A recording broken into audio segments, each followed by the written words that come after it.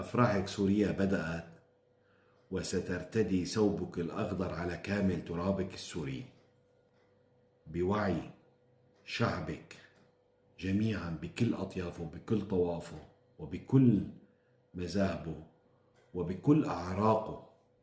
سنبني جميعا سوريا الجديدة، سوريا الحرية، سوريا الكرامة.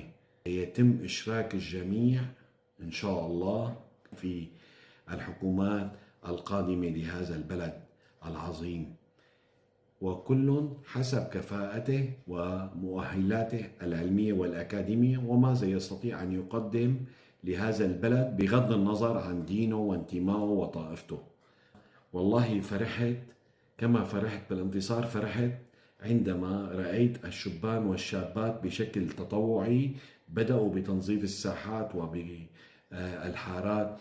والله كل مين بيقيم